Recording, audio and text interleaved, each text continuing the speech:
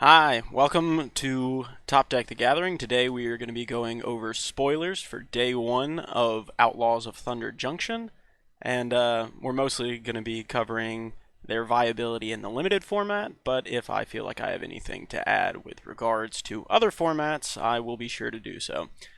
Let's go ahead and get to it. Starting off with the commons, we have Cactarantula. It's a 4 and 2 green for a creature. It's a plant spider. It's a 6/5, and it has this spell costs 1 less to cast if you control a desert. It also has reach, and it also has whenever Cactarantula becomes the target of a spell or ability an opponent controls, you may draw a card. Yeah, no, I think this is going to be an excellent card. In limited specifically, I can't see any viability for it in constructed. It's just too slow, too expensive. But yeah, no, this is exactly what you want. I've been very happy in the last couple of formats with a trend moving towards big green creatures having some viability outside of just being big and green at common level. So yeah, no, this is exactly what you want. You play it turn 5 if you're lucky, turn 6 if you're not, and then if they want to get rid of your big guy, they got to give you a card. Next we have Quilled Charger, the first showcase for the saddle mechanic that we have. It's 3 and a red for a 4/3, and it has whenever Quilled Charger attacks while saddled, it gets +1/+2 and gains menace until end of turn.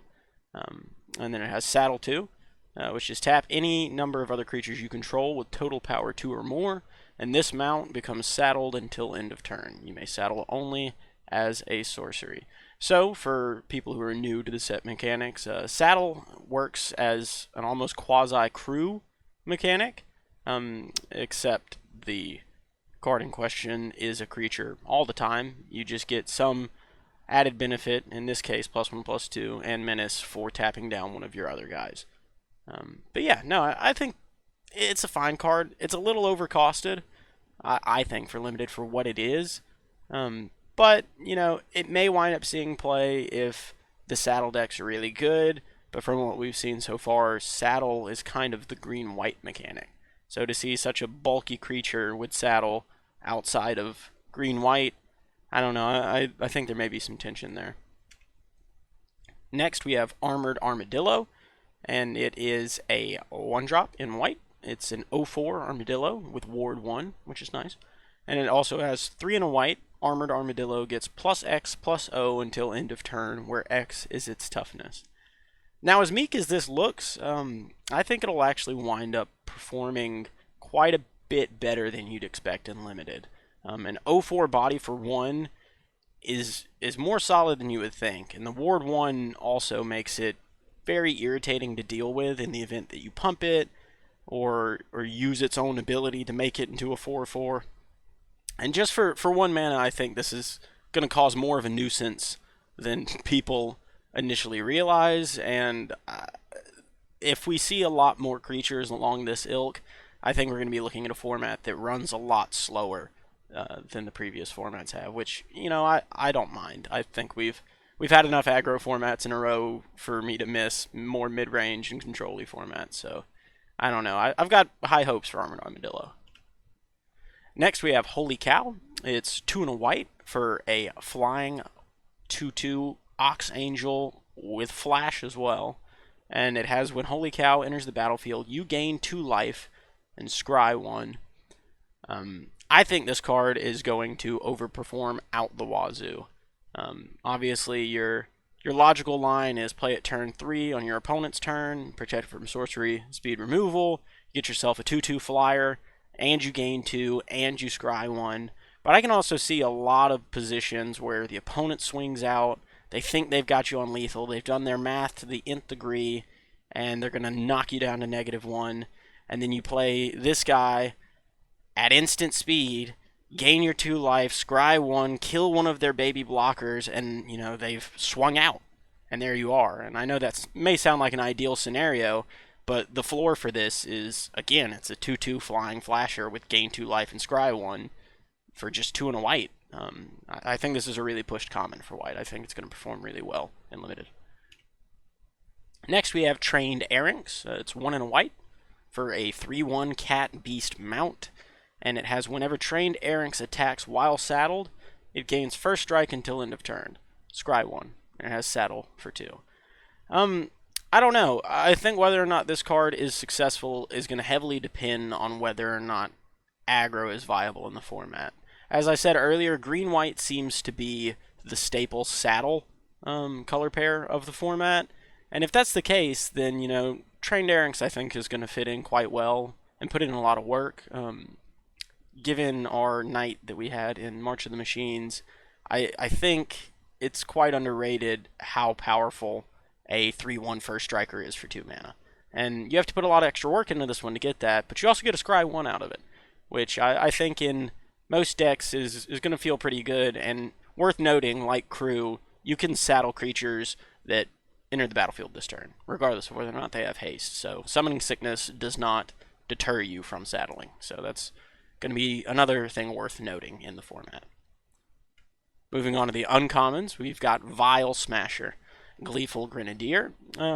He's a black and a red for a 3/2 Goblin Mercenary. He's legendary. And he has, whenever another outlaw enters the battlefield under your control, Vile Smasher, Gleeful Grenadier deals 1 damage to target opponent. And just a note, I probably won't mention it again, outlaws are assassins, mercenaries, pirates, rogues, and warlocks. And so essentially this is, you know, it's an uncommon build around to a degree, but it's also just a 3/2 for 2. Like you're never gonna sneeze at those stats. It's more than capable of justifying its own existence.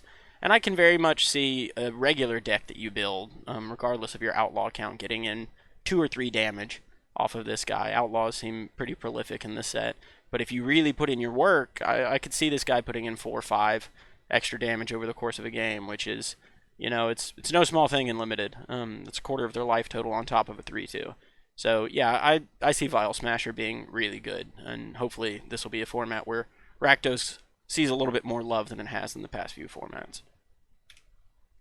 Next we have Rattleback Apothecary. It's 2 and a black for a 3/2 Gorgon Warlock, which has Death Touch. It also has, whenever you commit a crime, target creature you control gains your choice of Menace or Lifelink until end of turn. Yeah, no, I think this card's great. I think it's going to really, really perform in Limited. 3 mana for a 3/2 Death Toucher. You're already kind of where you want to be.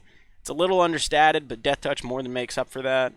And whenever you commit a crime, gaining Menace and Lifelink until end of turn, and it's not even on itself, it's on any creature you control, is big game, because committing a crime is doing almost anything with regards to the opponent. So you're really, I think, getting more bang for your buck than you need to justify putting this card in your deck. So I very, very rarely see a situation in which you're running black in this format and you're not running Rattleback Apothecary.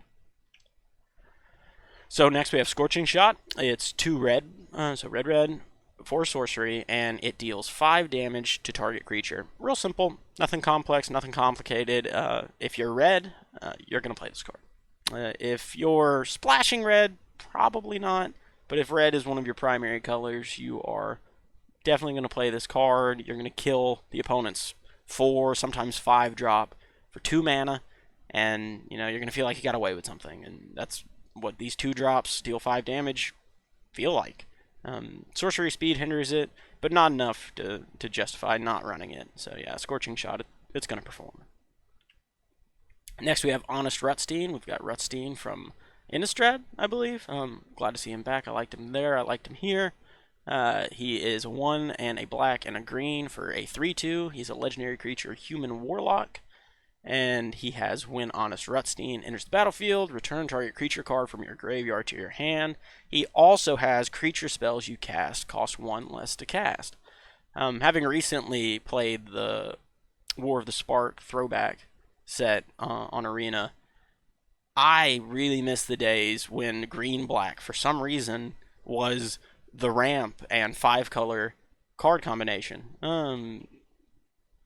I don't know why we've really veered away from that, but I don't know. It's nice to see, you know, a sideways step back towards that trend, because, you know, Rutstein comes down on 3, he has a 3/2, he makes your 5 drops cost 4, he makes your 6 drops cost 5, and, you know, that's big game. And on top of that, if you top deck him, when you play him, you just get to get a creature back from your yard. You're getting way more value than you're putting into a 3-drop. And I think Honest Rutstein's going to wind up being one of the higher performing uncommons of the set. You know, Urborg Repossession put in a lot of work back in Dominaria United, and I think Honest Rutstein's going to perform a similar role, and he's also going to act as a quasi-ramper, which, you know, like I said, for 3 mana at uncommon, that's a lot of value. Next, we have Frontier Seeker. It is 1 and a white for a human scout. It's a 2/1. And it has, when Frontier Seeker enters the battlefield, look at the top 5 cards of your library. You may reveal a mount creature card or a plains card from among them and put it into your hand. Put the rest on the bottom of your library in a random order. Yeah, these cards, they always play well in Limited. I mean, it's nothing crazy. I would have preferred the counterpart of this in, I believe it was Midnight Hunt, that just went and grabbed you a plains. It didn't care about the top 5 cards of your library. But, again, green-white is the mount creature deck. So, being able to get a plains or a mount creature card, replacing this, it's a 2/1 for 2. So, you know, understated, but not enough to really worry that much. This, more often than not, if you're building your deck right, is going to be a 2-for-1, which, you know, makes it a good card. And you can never really have enough good 2-drops in your deck. So I think this is, again, going to be one of the premier uncommons in the set, so long as you build your deck properly around it. I wouldn't throw this in any white deck, and especially not any white deck that is splashing white. So next we have Ruthless Lawbringer. It's 1, a white and a black for a 3/2 vampire assassin, and it has, when Ruthless Lawbringer enters the battlefield, you may sacrifice another creature. When you do, destroy target non-land permanent. This card is pushed. Last set, we had Undercity Eliminator, and it was 3 black for a 3/3 with this effect. And it played well. So the fact that this card is a 3-drop, and it's a 3/2, you lose 1 toughness compared to what Undercity Eliminator had, but you get the exact same value out of it. Yeah, it's 2-color. I'll give it that. You know, it's a little bit harder on the casting cost, but you're never not going to run this in your black-white deck. A 3/2 that also acts as removal for sacrificing one of your mercenary tokens, or whatever, you know, now useless 1-drop you played. I think you're going to be happy with every time. Again, I think this card feels really pushed. Next, we have Rakish Crew. It's 2 and a black for an enchantment, and it has, when Rakish Crew enters the battlefield, create a 1/1 red mercenary creature token with tap. Target creature you control gets +1/+0 until end of turn. Activate only as a sorcery. Yeah, oh, it also has, whenever an outlaw you control dies, each opponent loses 1 life and you gain 1 life. Well, that makes more sense. This card, I don't know. You're going to have to build around it a little bit. The fact that the mercenary you make and any other mercenaries you make count as outlaws, it is big game, but you're also paying 3 mana for a 1/1 with an ability, but a largely not useless, but negligible ability for what it costs. You know, this really is going to depend more on how you build the rest of your deck. If you have a lot of other mercenaries and outlaws in said deck, how long you're going. You know, in the right control deck, I can see this working with Vile Smasher, the uncommon we saw earlier. You know, it's a nice little point of conjunction. Every time an outlaw enters, you ping him for 1. Every time an outlaw leaves, you drain him for 1. You know, that's a good combination. But it is slow for what it is. So, and I think it plays counter to a blue-black control deck, for example, where, you know, you're running controlling cards, you're running kill spells, counter spells, but then you're also trying to run as many outlaws as you can. So it really, I feel like it complicates that deck. So yeah, I don't know. We'll see how it plays out in the format. As of right now, I'd land in the wait and see category. But yeah, moving on, we have Jolene, Plundering Pugilist, 1, a red and a green, for a 4/2 legendary human mercenary, and it has, whenever you attack with 1 or more creatures with power of 4 or greater, create a treasure token. And it also has 1 in a red For sacrifice a treasure, Jolene Plundering Pugilist deals 1 damage to any target. I think surprisingly this card's going to play quite well. The fact that it's whenever you attack with 1 or more creatures with power 4 greater, it doesn't have to be itself, I think kind of puts it over the line. 4/2s historically get wrecked by 2-drops, but having the additional benefit of being able to sack your treasures to ping anything, I think is going to be good. I don't think this is going to perform quite as well as some of the other uncommons we've seen so far, simply because green-red typically lands in a weird middle ground of trying to be aggro and trying to be big boy. And, a card like this is aggro and is pretty big, but it dies to pretty much any 2-drop it's going to run up against. So getting a treasure token in that exchange is nice, but you still traded down on mana value. So I don't know. We'll see, but hopeful, but a little bit cynical about this one.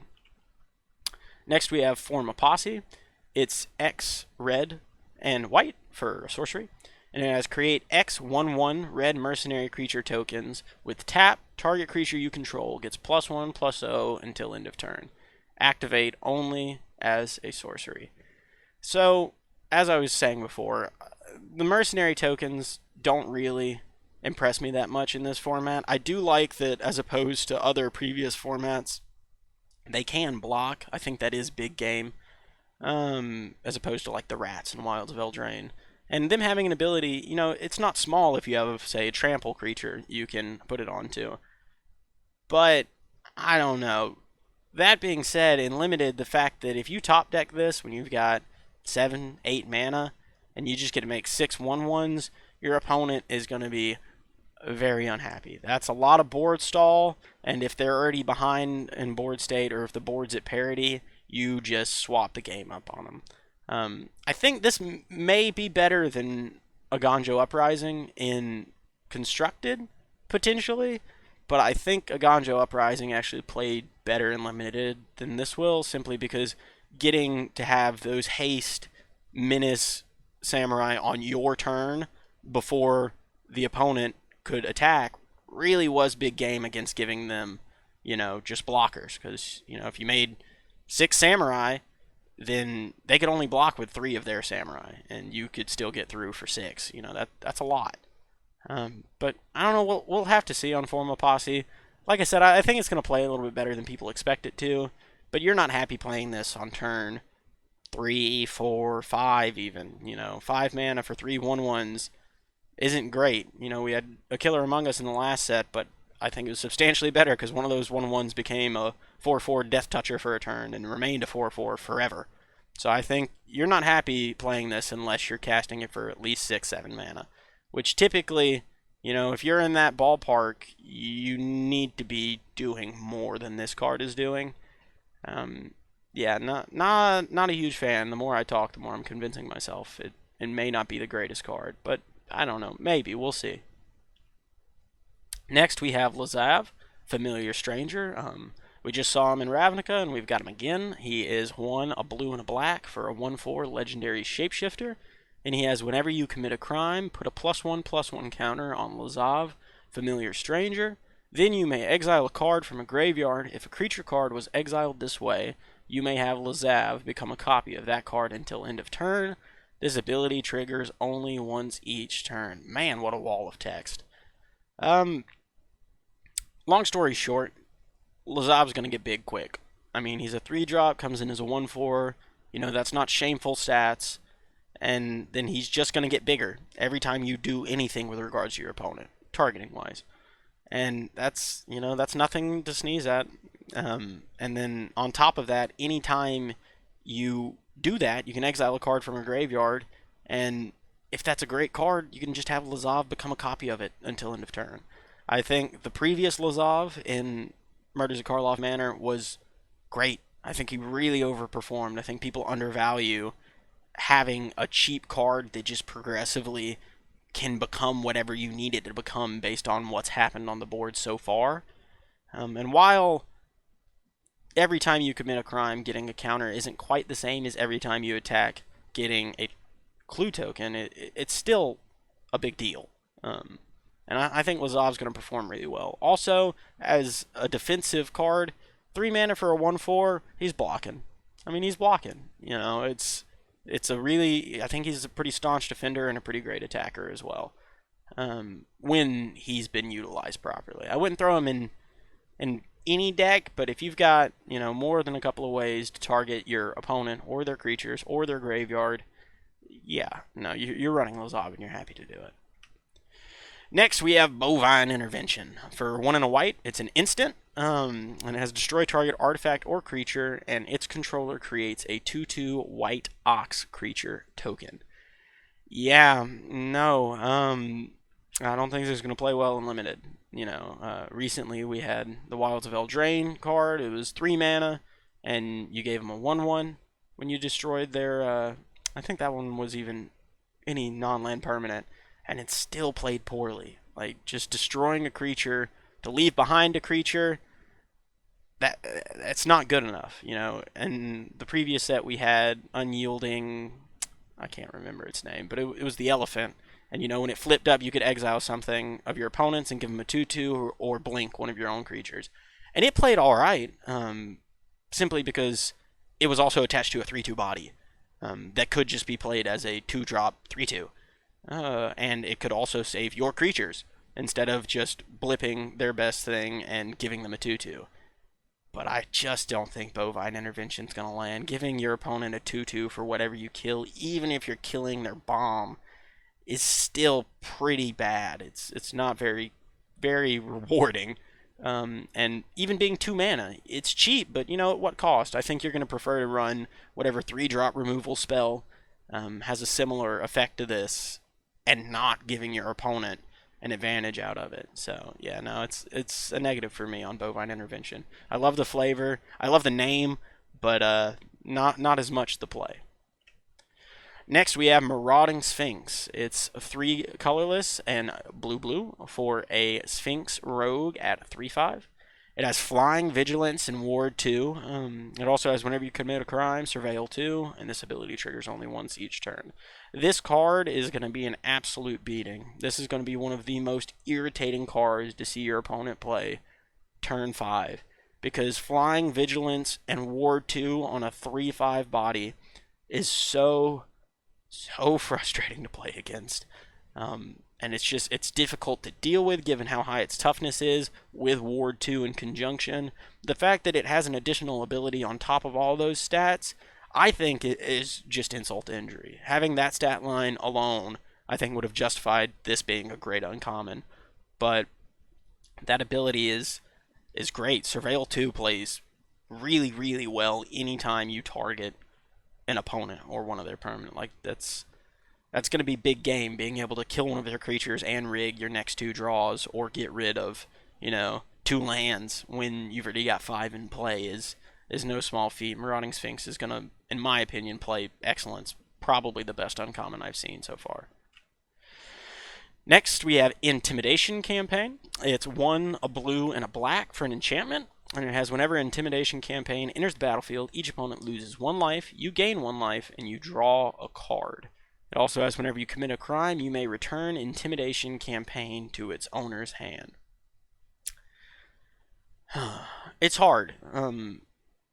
Blue-black is the best place for this, I feel like. If you're running a lot of removal or a lot of counterspells, for example, those also count as committing a crime.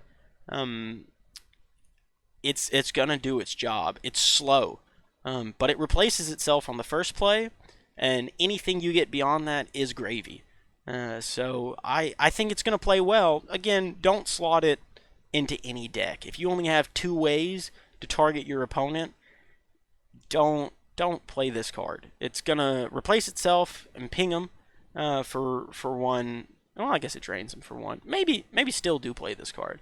I think it just plays as closer to a C- in a regular deck, but if you build around it, I feel like this card's going to play as a B. Where this card is really, really going to shine is where you have multiple of it, because you would be surprised how quickly you will rack up cards and your opponents will rack up damage. So yeah, no, I like it. It's just it is a bit slow, but you know that's what blue black does. So keep an eye out for it, and yeah, we'll see how the format lands. Next we have Eartha Joe, Frontier Mentor. She's 2, a red and a white for a legendary core advisor. She's a 2/4. And she has, whenever she enters the battlefield, create a 1/1 red mercenary creature token with tap. Target creature you control gets +1/+0 until end of turn. Activate only as sorcery. And whenever you activate an ability that targets a creature or player, copy that ability. You may choose new targets for the copy. Eartha Joe is really the justifier to me of wanting to run mercenaries and a lot of cards that create mercenaries. Because all of a sudden, tapping to give another creature you control +1/+0 becoming +2/+0, you know, that's big game. And she'll have other effects depending on how you build your deck and if any of your other creatures have activated abilities. But if you get 3-4 mercenaries on your side of the field and you just use them all in a turn, all of a sudden your creature, and it could have trample, is getting +8/+0 a turn. And if they don't deal with that, and then Eartha Joe, and then the mercenaries, all of a sudden, you know, game's over. So I think Eartha Joe plays really well. Also, just on the merits of being a 4-drop, 2/4, makes you a 1/1 with another line of text. You're getting, what, 3/5 worth of stats on a 4-drop across 2 bodies. I think you're happy with that. Next, we have Plan the Heist. It's 2 blue, it's a sorcery, and it has Surveil 3 if you have no cards in hand, and then draw 3 cards. It also has Plot, 3 and a blue. I believe this is our first plot card. It reads a lot like Foretell, but instead you're going to pay the mana cost for the card, and then you can cast it as a sorcery on a later turn without paying any mana cost. And some of the cards, their plot cost is lower than their regular cost. And in this case, it's 1 less blue. Plan the Heist, I think is going to play quite well. A lot of times you're wanting to play this card towards the end of your hand anyhow, so getting the Surveil 3 is pretty good. I think this is going to be one of those examples of a card that you don't really want to plot as much, simply because using your turn 4 to plot this, you're not happy. I mean, you're not happy typically casting this kind of card on turn 4 anyways, because you haven't affected the board. You drew 3 cards, but at what cost? Your opponent's going to be killing you. And then just the idea of casting this on a later turn than that, casting it on turn 5 for its plot cost, and then you don't get your cards until turn 6. Maybe then you're able to empty the rest of your hand to get the Surveil 3, but I think the juice isn't quite worth the squeeze there. I think this card is going to be one of the ones you read primarily as a 4 mana, draw 3 cards, and you know, if you have no cards in hand by the time you play it, it's going to be a Surveil 3, draw 3 cards, which is fine but not great. So yeah, no, I'm a little down on Plan the Heist, but I'm always happy to see 4 mana, draw 3 cards play well. So, you know, if this format winds up being slow enough, it'll be a good uncommon. I just don't think it'll be a great one. Next, we have Unfortunate Accident. It's 1 black for an instant. Uncommon, it has Spree, which is also a new mechanic. And Spree reads, choose 1 or more additional costs. So you can do as many or as few as you would like. And the first additional cost is 2 and a black for destroy target creature, and the other additional cost is just 1 colorless for create a 1/1 red mercenary creature token. We know what they do by this point. So essentially this card reads as either 2 black, 2 colorless, destroy target creature, which is an expensive murder. Which, you know, murder's already kind of cost intensive. I'm not a huge fan of it in more recent formats. But, you know, you play it when you have to. Adding another mana onto that, I think, makes you really not want to play it as much. But it also has, for a black and a colorless, you can just make a 1/1.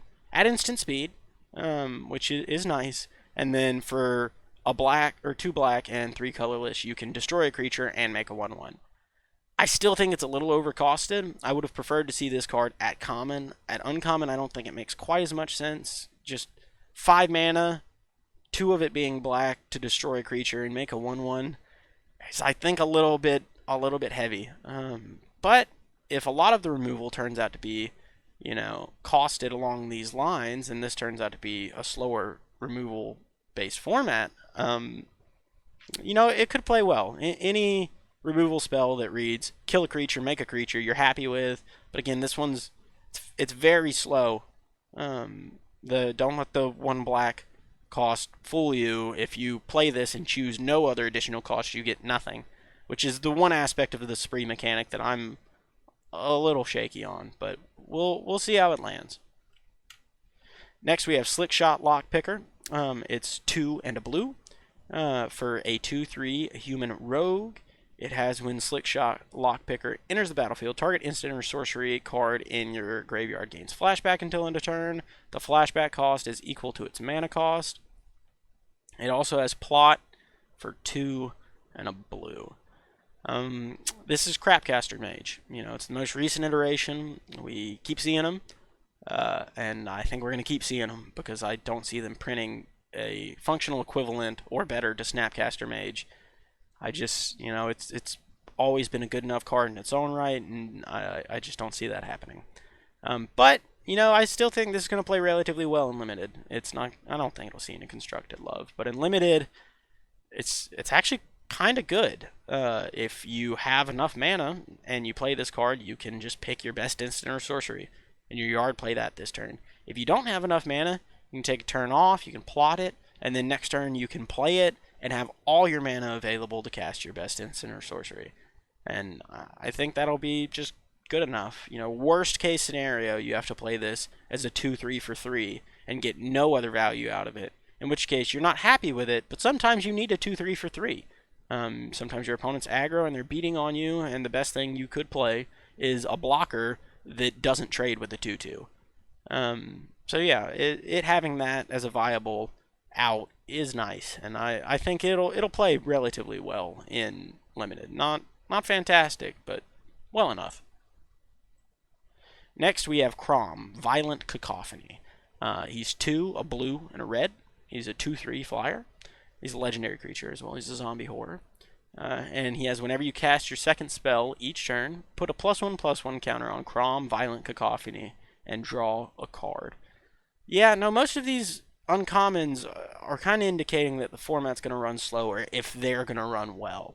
And, Crom's no exception. Like 4 mana for a 2/3 flyer, you're not happy with that stat line. That's very expensive. It's a very expensive Windbreak, and it also costs red. But anytime you cast your second spell in the turn, getting a counter and drawing a card feels great. So, Crom enables your ability to then cast double spells on future turns as you continue to go. The only problem is if you're casting Crom turn 4 and you haven't cast anything else, you're behind. And if you're casting Crom turn 4 and you've already cast a bunch of other spells, it's going to be very difficult to double spell. So a strange position to be put in at that mana value. But if the format winds up slow, Crom is gonna put in work. And I like cards like this because they're not immediately powerful. They demand some work, but if that work is done, drawing an extra card each turn and giving your flyer a +1/+1 counter is no small thing. So yeah, no, currently I'm a little low on Crom, but if the format turns out right, he may well play better than I'm expecting him to. Next, we have Make Your Own Luck for 3, a blue, and a green, so Simic colors. It's a sorcery. It has look at the top 3 cards of your library. You may exile a non-land card from among them. If you do, it becomes plotted. Put the rest into your hand. This is the draw spell I want to run over the 4-drop uncommon we just spoke about, because it is equivalency and better. It's 1 more mana, sure, but the fact that you get to draw 2 cards and play the 3rd one, not that turn, to be fair, you're not affecting the board that turn, but you get to play it for free the following turn, is going to be explosive. If blue-green is going to be good at gumming up the board and just staying alive, Make Your Own Luck is going to play closer, I think, to a rare than an uncommon. Draw 2, play the best one for free the next turn out of the 3 you look at is excellent. It's really good.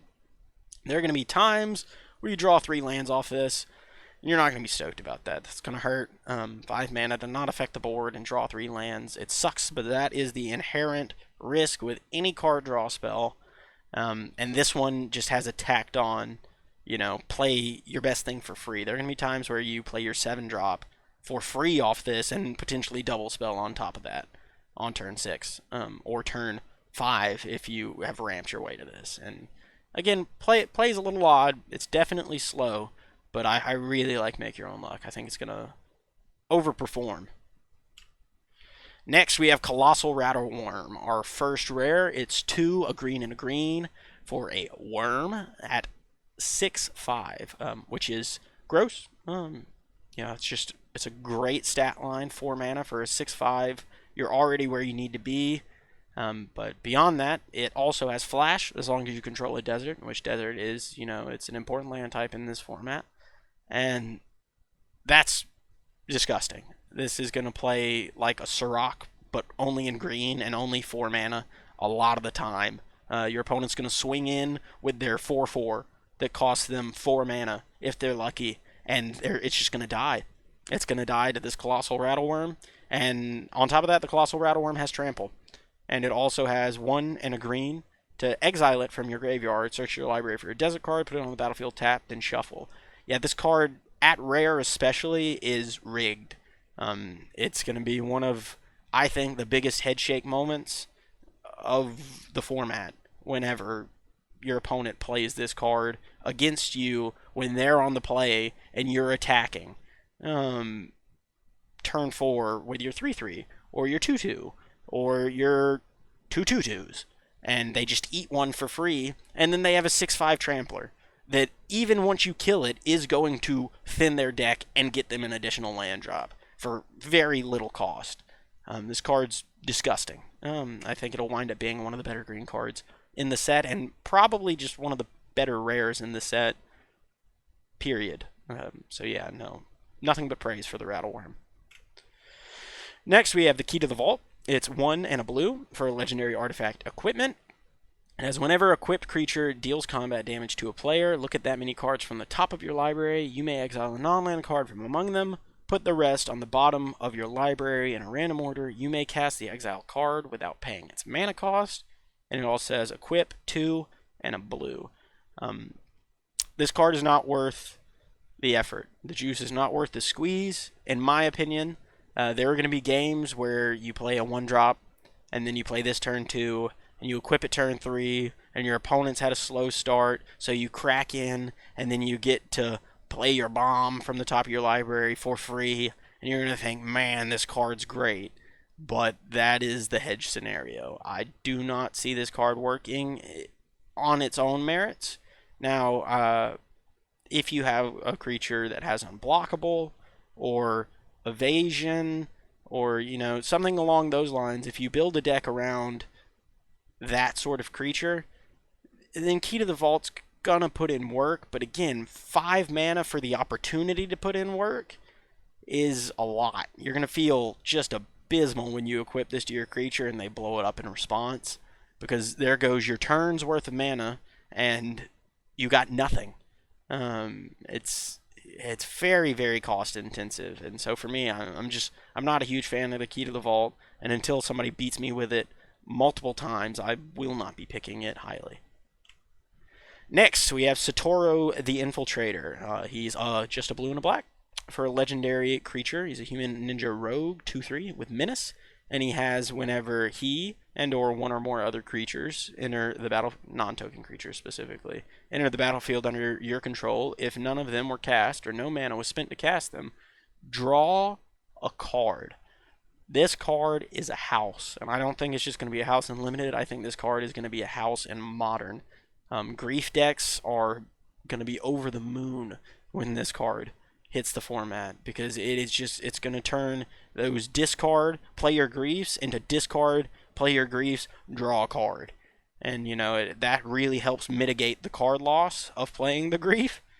And it's just going to be a beater. And it doesn't just do that with grief, it does that with all of the, evoke?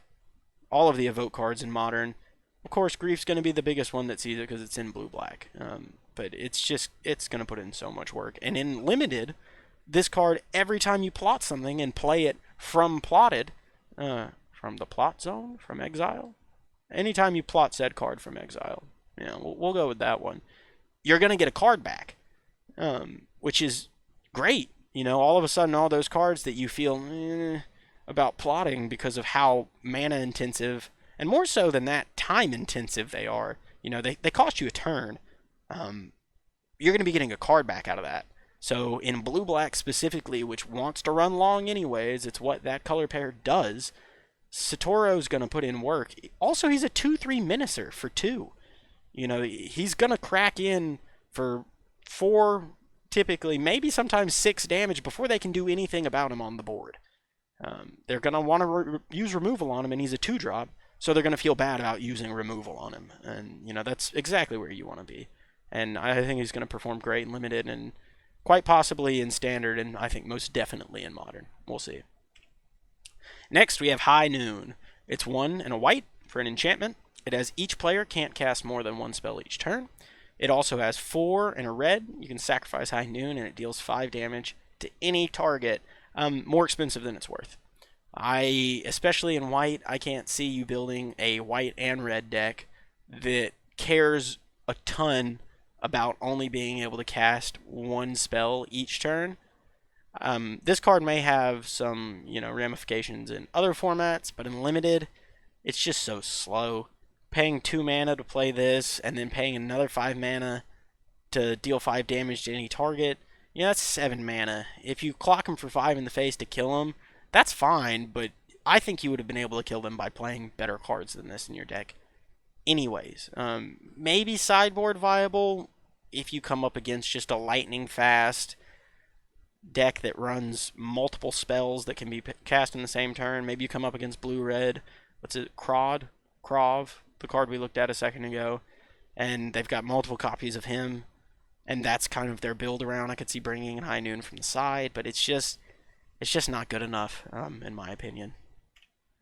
Next, we have Malcolm the Eyes. He's a blue and a red for a legendary Siren Pirate. He's a 2/2. He's got flying and haste, a nasty combo. And he also has, whenever you cast your second spell each turn, Investigate. This, on the other hand, is fantastic. Whereas Crom is a little slow, this is very fast. 2/2 flying haste is a type line to be afraid of. This thing comes down on turn 2 on your opponent's turn, and you better get a plan together. He also has, whenever you cast your second spell each turn, which is what blue-red loves to do, Investigate, which is no slow game. Being able to cast this turn 2, turn 3, go 1-drop, 2-drop, Investigate, crack in for another 2 in the air, you're very quickly going to bury your opponent in value. So Malcolm, I think, is going to perform very, very well. I'd say this one may perform even better than his variant in LCI, and that card performed very, very well. So yeah, no question. I'd be very happy first picking Malcolm the Eyes. Next, we have Insatiable Avarice. It's just 1 black for sorcery. It has Spree. So it's, first option is 2 colorless on top of your black, and search your library for a card, then shuffle and put that card on top. And the second option is black, target player draws 3 cards and loses 3 life. So you can play this as triple black, draw 3, lose 3. You could also play it as triple black, deck your opponent, and they lose 3, or triple black, kill your opponent by making them lose 3. I don't think you'll be doing that as much. But it essentially reads as, 3 black, you draw 3 cards, you lose 3 life. Or a black and 2 colorless for searching your library for a card, tutoring it, and it's a vamp too, it's not even an into your hand, so it doesn't feel quite as good. But there is the situation where you cast this card for 3 black and 2 colorless. You go search your library for the best card or whatever helps you the most in that situation. You put it on top, and then you draw that card and 2 other cards at the cost of 3 life. It's an expensive combination, but that is a very powerful combination, because if you are doing that, you're doing it on turn 5. That means your turn 6, you're going to be able to play whatever the best card in your deck is, or whatever suits you in that situation the best, and then have 2 more additional cards on top of that. And that's no joke. This is a very strong refill spell, but it is slow, and it does cost you 3 life. There's going to be times where you cannot afford to pay that cost. When you're racing the opponent, or you're just already at 2 and the board's stalled out, and you're going to just have to pay 3 to go and tutor something to the top, which you're not happy about. But the potential is there for this to be a really strong card, and depending on how slow the format is, I think it will outperform expectations. But that being said, it is a costly card. Next, we have Fortune, Loyal Steed. He is 2 and a white. He's a legendary beast mount. He's a 2/4. And he has, whenever he enters the battlefield, you scry 2. He also has, whenever Fortune attacks while saddled at the end of combat, exile it and up to one creature that's saddled at this turn, then return those cards to the battlefield under their owner's control. And he saddles for 1, so as cheap as can be. I think Fortune is going to be a pain to play against. What he essentially says is, on ETB, you get a 2/4, scry 2, and then he also has Vigilance, but he has better Vigilance because he is going to saddle whatever he saddles, crack in, and get in for the 2, and then blink, and rebring the other thing back, rebring himself back, and you get to scry 2 again. And if you have another creature that has a good ETB ability, you're going to get that again. Also, he's a 2/4, like I said, essentially Vigilance on a 3-mana body, which you're very happy with. That's a good stat line. I think he's going to play well. He's not a bomb, but he's very good. And, you know, that's about all I have to say about him. Next, we have Vraska joins up. I think we have an entire rotation of these. I think 1 in each color, and then a couple in various color pairs. So we're going to see how they play out. But Vraska joins up is a black and a green for a legendary enchantment. When Vraska joins up, enters the battlefield, put a death touch counter on each creature you control. And he also has, whenever a legendary creature you control deals combat damage to a player, draw a card. Yeah, no, the first line of text on this is either going to read very well or very poorly. Giving all of your creatures death touch is good, if you have creatures. But that cost at just black and green is good, but it's situational. Furthermore, whenever a legendary creature you control deals combat damage to a player, draw a card is great if you have legendary creatures. If you don't, well, not as much. But if you're able to get this early or just pick it up later in the pack, because, you know, nobody else really wants to have to start this build around, it can put in work. All of your legendary creatures just having, you know, a Toski trigger tacked on is big. And it's not just whenever 1 or more, it's whenever any. So if you crack in with 3 legendary creatures and all 3 of them get through, or 2 legendary creatures, you're drawing that many cards. It's big. And the fact that they will likely have a death touch counter from this ET being is going to make your opponent not want to block them. Even if they're not great card or they can trade, they are not going to want to block them. So, you know, like I said, essentially a very powerful build around card, but you have to have board state, and really to justify playing it, you want to have, I'd say, 3 or 4 legendaries in your deck. Probably more, but at the least 3 or 4. Next, we have Magda the Horde Master at 1 and a red. It's a legendary Dwarf Berserker at 2/2, and it has, whenever you commit a crime, create a tapped treasure token. This ability triggers only once each turn. It also has sacrifice 3 treasures, create a 4/4 red scorpion dragon creature token with flying and haste. You get to keep it, it doesn't go away, and you activate only as a sorcery. Well, I'm not sure that this plays better than the original Magda from Kaldheim, but it is going to play great regardless. I think often the line of play on this is going to go, you play it turn 2, and turn 3 you remove their creature, and you get yourself a treasure token. Already good enough. But if you're playing this in, for example, blue-red, and you're interacting with the opponent all the time, you'll rack up treasure tokens like nobody's business. It's only once each turn, but you can go once on your turn and once on theirs, and then all of a sudden, you can just sack 3 treasures and get yourself a 4/4 red scorpion dragon creature token. I guess I could have just said 4/4 token with flying and haste. But and that's not just once. You can just keep doing that. And that'll like it's great. If you do this once, you're probably gonna win. It's possible your opponent will do something. If you do this twice and you haven't won, something's up. And worst case scenario, Magda's a 2-2 for 2. So you really cannot complain about that stat line at all. Yeah, I think she has enough upside to make you quite happy picking her early. Next, we have Slick Shot Show Off. It is 1 and a red for a 1-2 bird wizard. It also has haste, flying. And whenever you cast a non-creature spell, Slick Shot Show Off gets +2/+0 until end of turn. It also has plot for 1 and a red. This is another one of those creatures I don't think often you're going to be plotting it. I get the line of play. You plot it turn 2, and then turn 3 you play it for free, and you play a 2-drop and a 1-drop non-creature spell, so an instant sorcery. It gets double pumped. But I think more often than not, you're just going to play it as a 1-2 flying haster for 2, and then get that +2/+0, once from your turn 3, as opposed to potentially twice, simply to get yourself a creature on the board.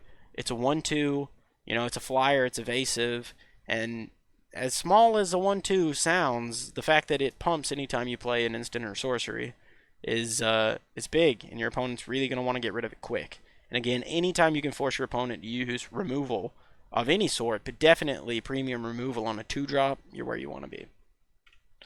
Next, we have Tiny Bones Joins Up. It's just 1 black mana, also a legendary enchantment, and it has when Tiny Bones joins up, enters the battlefield, any number of target players each discard a card. Nice. And whenever a legendary creature enters the battlefield under your control, any number of target players each mill a card and lose 1 life. Yeah, no, I think Tiny Bones Joins Up is going to play really well with Vraska Joins Up. It looks like all of them care about legendary creatures, and, or so far. And that's, it's an interesting type line. Given how many legendary creatures will wind up being in the set, will determine whether or not it's going to be a good type line. But worst case scenario, Tiny Bones Joins Up is going to play like Hopeless Nightmare. You're going to play a turn 1, your opponent discards a card.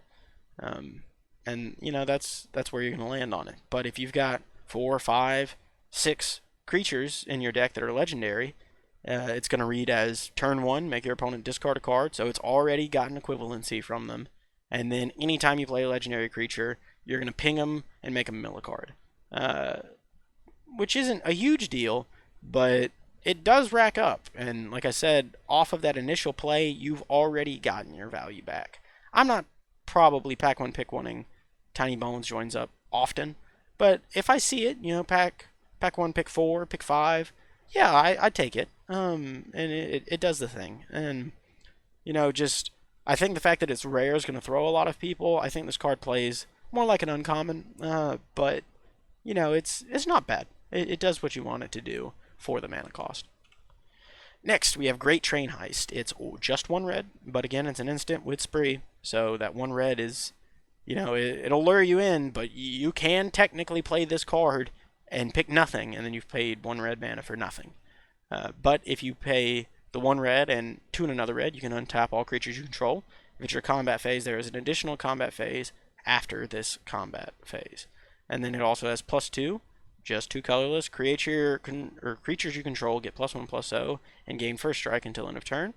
And it also has just 1 more red, and choose target opponent. Whenever a creature you control deals combat damage to that player this turn, create a tapped treasure token. So essentially, this card's either going to read double red, choose target opponent. Whenever you deal damage to them, or a creature you control deals damage to them, create a tapped treasure token, and that's each creature you control. So if you got 4 creatures, and all 4 of them get in, 2 red, you're getting 4 treasure tokens. That's big for 2 mana. That's actually quite a bit of value. And then it also, you can pay 1 red and 2 colorless and give your whole team +1/+0 and first strike until end of turn. At instant, that's important. It really gets you there. And also 1 red or 2 red and 2 colorless to untap all creatures you control and gain an additional combat phase if it's your combat phase. Which, again, it is big, but it doesn't pump any of your creatures. So if any of your creatures are trading that combat, it doesn't feel nearly as big. And if any of your creatures are just dying that combat and leaving them with an additional blocker, doesn't feel that great. Where you really, really want to be with this card most of the time, I think, is paying 4 and 2 red to untap all your creatures, give them +1/+0 and first strike, and give yourself an additional combat phase. If you can do that reliably with any sort of board state, I think you win the turn you play it. And in those situations, the last mode is redundant. But I can also see situations where you've got 2 mana left up, and you've got a big bomb in your hand, and say maybe you're missing 1 color for it, or 2 colors for it, and you're 2 or 3 mana shy, and you've got 3 creatures attacking, and all of a sudden, you make all those treasures for a very low cost at instant speed, and the next turn you play your bomb. I think Great Train Heist is going to play well. I think it's going to be very skill testing when you use it and how you use it. But yeah, no, I think it's a good card. It's a good enough card on its own merits to warrant play in any red deck you can play it in. Next, we have a topic of much debate. It's Jace Reawakened. He is a blue and a blue. For a 3 mana legendary planeswalker Jace, he has a static ability. It's you can't cast this spell during your first, second, or third turns of the game. He has a +1, draw a card, and then discard a card. He has a +1, you may exile a non-land card with mana value 3 or less from your hand. If you do, it becomes plotted. And he has a -6 until end of turn. Whenever you cast a spell, copy it. You may choose new targets for the copy. As much as I've enjoyed seeing everyone's theories about how you cheat this out early and how you wait till turn 4, you play it, you can all of a sudden you plot a counter spell from your hand, and then you still have 2 mana left to do whatever that turn, and a counter spell on your opponent's turn, if it's plotted, you can play it, because that is technically a later turn. I can see some potential shenanigans in other formats with this card, and I would love to see them. I think it's an interesting card, the idea of a 2 mana walker that can't be played when it's ideal. That being said, in Limited, I think it's quite weak. It doesn't do much for what you're putting into it. Like I said, if you could play this turn 2, it'd be a way different story. Getting all these opportunities on turn 2, it would be broken, because you could just play it turn 2, kick it up to 4, grab yourself a 3-drop. Turn 3, you get to play a 3-drop and that other 3-drop you just exiled for free. I think it would be a disgusting planeswalker at that cost. So it's a really interesting design. But even the -6, which you can viably get to, it's not that much as far as turn investment to get there, isn't really that great for the amount of effort you've put into getting to it. It is nice that it's any spell. It's not instant or sorcery, but it's just 1. And a lot of times you're going to -6 this, copy a spell, and Jace is gone. And you've put all this time and effort and mana into making Jace work. When in Limited, I just don't think he really is designed to work. I think this is the rare example of a walker that's going to play close to like a D in Limited, which is, it's very, very seldom is that the case, but I think Jace may be that case. But yeah, no, I'd love to be proven wrong. I'm sure my opponent's going to cast this against me in 1 out of every 30, 40, 50 matches I play in Limited on Arena, and I'm going to go, well, that's kind of irritating. But I just don't think it's good enough in Limited. And again, in other formats, it may well prove to be a force to be reckoned with, but I just can't see it here. Next, we have Rakdos the Muscle, which does not struggle with that issue. It is 2, a black, and a red for a 6/5 legendary demon mercenary. It has flying and trample, and whenever you sacrifice another creature, exile cards equal to its mana value from the top of target player's library. It can be yours, it can be any opponent's, and it has until your next end step, you may play those cards, and mana of any type can be spent to cast those spells. Not one of those cards, not pick one, any of those cards. So if you get 3 spells and you can play all 3 of them, you can play all 3 of them. And it's just until your next end step. So say you do that on your opponent's turn. There you go. Say you do it on your own end step. I'm pretty sure, well, I don't know. It doesn't read as beginning, but we'll see. I'm pretty sure that so long as you do it after your end step's begun, you can play those spells on your next turn. It also has sacrifice another creature. Rakdos the Muscle gains indestructible until end of turn. Tap it, and you can activate it only once each turn. For anyone who played against the maliciously irritating Vampire Dragon from Kaldheim and Constructed a couple of years back knows how horrifying this ability is. And this ability is now on a much bigger creature that also has trample. So Rakdos is fantastic. I think he's going to perform as one of the best cards in the set in limited, period. If you have any other creatures on the board, he is going to be excruciatingly difficult to deal with. And not only that, whenever you sacrifice a creature to save him, all of a sudden you're turning that sacrificed creature into more cards. And, that's huge. And he himself, worse, you have nothing on the field. He's a 6/5 flying trampler for 5. And, he's everything you want. Me and my podcast co-host were discussing the other day that they just don't make bad Rakdoses. They don't exist. And I think this Rakdos, in Limited specifically, is one of the best Rakdoses we've ever seen. And we just saw one of the best Rakdoses for Limited we've ever seen in the last set. So, he always performs. And here's no exception. Next, we have Vraska the Silencer. She's 1, a black and a green. For a legendary Gorgon Assassin, she's a 3/3. No longer a Planeswalker. She has Death Touch. And whenever a non-token creature an opponent controls dies, you may pay 1. If you do, return that card to the battlefield tapped under your control. It's a treasure artifact with tap. Sacrifice this artifact, add 1 mana of any color, and it loses all other card types. So, I think Vraska's good. I think you're going to be happy to play her. You play this turn 3, you're going to be happy about it. But I think she plays a lot more like an uncommon than she does like a mythic. Her ability to resurrect your opponent's creatures as treasures for 1 extra mana. You're getting it back, but it is tapped, so you have to wait to use it.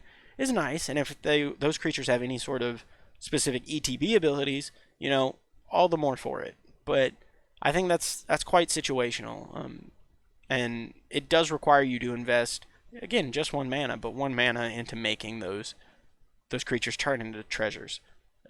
But on the merits of just being a 3/3 Death Toucher for 3 and having an additional line of text, I think she's good. I just don't think she's great. Definitely not great enough to justify being a mythic, for Limited at least. Next, we have Kellen the Kid. He's Naya colors, so he's a blue, a green, and a white. For a legendary Human Fairy Rogue, he's a 3/3. He has a flying and lifelink.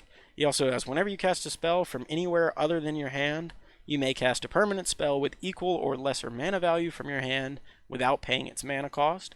If you don't, you may put a land card from your hand onto the battlefield. Yeah, so Kellen is an interesting card. For what you're paying, you're getting a lot. You're getting a flying lifelinker. It's a 3/3. It's going to be very hard for your opponent to race that. If they don't deal with it, they will die very quickly. And being able to plot a card, or rather play your plotted card, and cast a permanent from your hand is sweet. You feel like you've done the thing. The only problem is, to do so, you've had to go through the effort of plotting said card, and then playing it on a later turn, and still having something else viable to play from your hand that you wouldn't have been able to just play with the mana anyways. And it also has to be lesser or equal to the mana cost of whatever you're casting. So if you're casting a 3-drop that you plotted, you can only play a 3-drop from your hand, which is nice, but for being as mana intensive as Kellen is, blue, white, green, it's going to be very difficult to play this turn 3. And on top of that, I have a lot of ire for this card because it broke the trend. I would have bet money that the next Kellen would have been black, or had at least a black adventure. This one has no adventure, and all of a sudden we've got Kellen in all 4 colors except for black. So a little bit of anger with regards to that. But yeah, I guess for narrative purposes, they felt like this was where we'd land, and so here we are. But if you get Kellen on the field, he's great. But keep in mind, being 3 colors hard enough most of the time, and being able to drop this turn 3 where it would be the best is, it's not an easy thing. So keep that in mind when you're drafting it. Next, we have Annie Flash, the Veteran. She's 3 colorless, a red, a white, and a green, so Naya colors, for a legendary human rogue 4/5. She has Flash. She also has, when she enters the battlefield, if you cast her, return target permanent card with mana value 3 or less from your graveyard to the battlefield tapped. She also has, whenever any Flash becomes tapped, exile the top 2 cards of your library. You may play those cards this turn. So this, on the other hand, I think very much justifies the mana cost and the colors that you have to be to play her. Because, I mean, 6 mana for a 4/5 Flash, we're already talking, you know, we're getting there. You're ambushing your opponent's maybe not best creature, but close to it if not. And on top of that, you're getting a 3-drop back from the yard. And it doesn't have to be a creature. You know, if you have a Walker, which I don't know that you, I guess Jace, if you want to play 4-color 4 Jace specifically in your yard, you can return him. But you can get any creature that's 3 mana. You can get any artifacts, any enchantments. You know, that would be enough for me. But her last line of text is, I think, absurd. The fact that anytime she attacks, or if you have an alternative means of tapping her, you just get 2 cards off the top of your library to play that turn is obscene. I mean, you're going to be attacking with the biggest or close to it creature on the battlefield and getting 2 cards every time you do that. And that's huge. So Anti-Flash, I think, is great. Again, keep in mind when you're building your deck, if you start early with Anti-Flash or you pick her close to late, 3 colors, you know, it's a lot, but I think she's worth it. Next, we have the Gitrog, Ravenous Ride. It's 3 colorless, a black and a green. For a legendary frog horror mount, it's a 6/5. It has trample and haste. And whenever the Gitrog, Ravenous Ride, deals combat damage to a player, you may sacrifice a creature that saddled it this turn. And if you do, you draw X cards, then put up to X land cards from your hand on the battlefield tapped, where X is the sacrificed creature's power. And it has saddle for 1. This card is a house and a half. The Gitrog has never looked better. I mean, a 6/5 trample haster for 5, you are already happy to take that at any point in the draft that you can play it. The fact that there is additional text is, you know, it really does feel like insult to injury. And the fact that this only costs 1 to saddle, even more so. If you have a 1/1 mercenary laying around or anything small, and if you, say, sack a 3/3, getting to draw 3 cards and put 2 of them that you drew that are lands onto the battlefield is great. You know, it just makes all of your other cards that feel like fodder at a certain point in the game into more cards. And it, on its own merits, is a 6/5 trample with haste. A lot of times your opponent's going to think they have you, they're going to swing out, and then all of a sudden, on your turn, you're going to play a 6/5 trample haster and win the game. And, you know, that's not something you see every day on a Magic card at this mana cost. You know, he's really priced to move. And I think the Gitrog will wind up being one of the better cards in the set for Limited. Next, we have Gissa the Hellraiser, which I think will also be one of the better cards in the set for Limited. It's 3 colorless and a black and a black. For a legendary human warlock, it's 4/4. It has Ward 2 and pay 2 life, so quite costly to interact with it in any way. It also has skeletons and zombies you control. Get +1/+1 and have menace. Nice. And then it has, whenever you commit a crime, create 2 tapped 2/2 blue and black zombie rogue creature token. This ability triggers only once each turn. So, what Gissa essentially says is you get a 5 mana semi-anthem effect for your squad. If you've built your deck around zombies and skeletons, I haven't seen as many skeletons in this set, but zombies and skeletons specifically, it's a big anthem. Menace is no small thing. The +1/+1 is nice as well. That has Ward 2, pay 2 life, so you know it's going to be costly for him to get rid of her. But then anytime you target them or anything they control, you get 2, and they're not even going to be 2/2s. They're going to be 2 3/3s because they're zombies. They'll get the additional +1/+1 with Menace. If you trigger this once, your opponent is very nearly dead. If you trigger it twice and you haven't won the game, you've done something wrong. Or you are in a situation where almost nothing would have won you the game already. Gissa is a bomb. In every capacity, she's only 1 color as well. You could be mono black or very heavily black and splashing another color, and very happy to run Gissa. Just an excellent card. I think she's one of the few cards that will probably see quite a bit of play in Standard because she's priced to move. She creates so many bodies so fast. Next, we have Final Showdown. It's 1 white. It's an instant, has spree. And for 1 additional colorless, all creatures lose all abilities until end of turn. 1 additional colorless, choose a creature you control against indestructible in another turn. And then 3 colorless and double white for destroy all creatures. This is one of the strangest board wipes I have ever seen. But that being said, I think it'll perform quite well. Sure, it's 6 mana. It's triple white and 3 colorless for destroy all creatures. But it's instant speed. You know, there's going to be a lot of times where your opponent gets ready, they do whatever they want to, they swing, you do your blocks, they do their pumps, they do whatever they can, and then you just wipe the board. And then for 1 additional mana on top of that, you can give whatever your best thing is indestructible. And all of a sudden that board wipe turns into a board wipe with you way ahead on value on the board. And say one of their creatures has indestructible, or one of their creatures has, for example, like we said with Gissa, the ability to create more creatures, or do something, you know, really strange like Rakdos, the ability to make himself indestructible. It will come up. That will be the mode you use the least, though. The fact of the matter is, I think a lot of times you're going to play this as a 6 mana Wrath at instant speed, but really you're going to want to play this as a 7 mana Wrath at instant speed that keeps your best thing around, which is huge and limited. You know, I'd much rather see impressive, innovative board wipes like this at 7 mana than board wipes like Sunfall from March of the Machine at 5. I think cards like that are a little too egregious for limited, but Final Showdown I think really rides the line between fantastic and very, very costly. So we'll see how it plays out, but I imagine it'll play out quite well.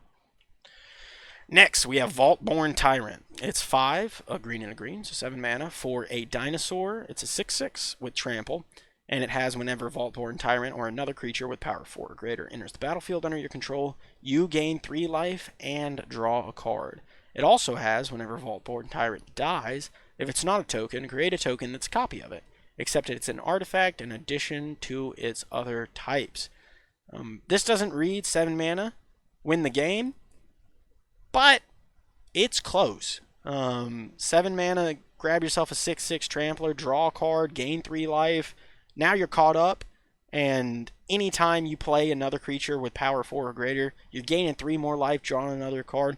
Already good enough. You're where you want to be. Again, expensive, but it's where you want to be. And the fact that when it dies, you just make a copy of it, albeit your copy can't die and make another copy. So it doesn't just run on endlessly. But the fact that when it dies, you make a copy of it is absurd. Like the fact that you've got a 7 mana, 6/6 Trampler, you gain 3 life, you drew a card, and then if it dies, say your opponent has immediate removal, you get another 6/6 Trampler, gain 3 life, draw a card, and on top of that, any creature with power 4 or greater entering the battlefield is going to gain you 3 more life and draw you another card.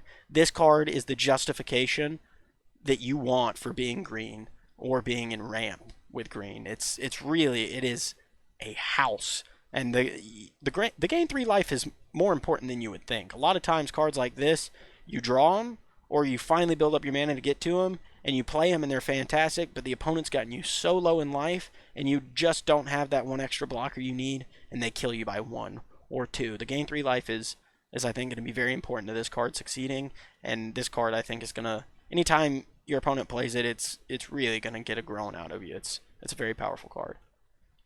Next, we have Oltek Matterweaver. It's 2 and a white for a 2/4 Human Artificer. And it has whenever you cast a creature spell, choose 1. You can create a 1/1 colorless gnome artifact creature token. Or you can create a token that's a copy of target artifact token you control. I don't think you're going to be using the second mode very often. Copying one of your 1/1s would just give you another 1/1. So I think ideally you're just going to make another 1/1. But this does do an interesting impersonation of Monastery Mentor, but for creatures. And, you know, it's a 2/4 as opposed to a 2/2. Sure, it doesn't have prowess, so it loses that, but it doesn't die as easily either. This is one of the cards I can see actually having a really relevant effect on Standard. I mean, 3 mana for a 2/4 that makes you a 1/1 every time you play a creature is huge. In White Weenie, this is massive, because a lot of times you're going to play this and play 2 cards. You're going to play 2 creatures your next turn and get 2 1/1s, and all of a sudden you've got a board state off of 1 card, and it just gets worse. And in limited, the vast majority of the time you want your deck to be predominantly creatures anyways. I think you're going to be very happy to play this card in any deck you can play it in.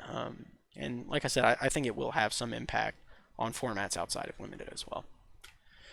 Next, we have Transmutation Font. It's 5 colorless, it's an artifact, and it taps for create your choice of a blood token, a clue token, or a food token, so versatility. And it also has 3, and tap it to sacrifice 3 artifact tokens with different names, search your library for an artifact card, put it onto the battlefield, then shuffle. You may activate this only as a sorcery. I don't think you're playing this in limited almost ever. Maybe there's an artifact that is yet to be spoiled that's just an absolute bomb in the set. When you play it, you just win the game. If that's the case, maybe you pick this up after you pick that up, but it's not where you want to be. In constructed, yeah, I can see people doing some stuff with this, being able to create any kind of token you want and do the thing multiple times to get whatever you want out of your library, artifact wise. It could be very powerful. In Commander, I think this will probably see quite a bit of play, but in limited, no, too slow, too slow. You don't even get any mana to do anything with the tokens you create with, so it's just not. Don't put this in your limited deck. Probably ever, depending on what the rest of the cards in the format look like, but I'd say ever. It's one of the rare examples of a mythic artifact that is awful in limited. Typically, you'll see a couple of mythics that are a little too blundery to be played in limited, but artifacts typically are at least good enough if they cost that much mana. This one does not reach that parameter. Next, we have Double Down. It's 3 and a blue for an enchantment. Whenever you cast an Outlaw spell, copy that spell. Simple. I don't know on this one. Blue is a strange color. I feel like the majority of the Outlaws we've seen are centered in red and black. But, I guess if you wind up in Grixis and you get yourself a Double Down and a lot of Outlaws, casting, and it's not even once a turn, so getting to copy every Outlaw you cast is huge. It's big, but this is 4 mana. It's a lot of setup cost. Same thing with Chalk Outline in the last set. You had to put a lot into it, but I think this may even play worse than Chalk Outline, because Chalk Outline, with the graveyard synergies that were going on in Karlov Manager, you could sometimes get 3 triggers off of it a turn for very little mana cost, whereas it requires a lot out of you. So I don't know. In the right deck, it could work, but you really have to have a lot of Outlaws to justify putting this in your deck, and a lot of good Outlaws at that, because copying, 2/2s doesn't make it work. You need to be able to copy multiple Outlaws before I think you're happy to have put this in your deck and to have played it. And yep, I believe that's it for the first day of spoilers for Outlaws of Thunder Junction. Thank you guys for partaking in the first video for this channel. Hopefully we will have a video for each day of spoilers moving forward. We're going to try and stay on top of it. I'll be doing some of them. My co-host Dalton from the podcast will be doing the rest of them, and we're going to be trying to put up a lot more of this sort of content on this channel moving forward. And yeah, stick around. Like the video if you liked it. I know it's my first go of it. I was probably a little slow, probably a little stumbly, but hopefully we'll get better as time moves on. And yeah, thank you guys for watching, and that will be it.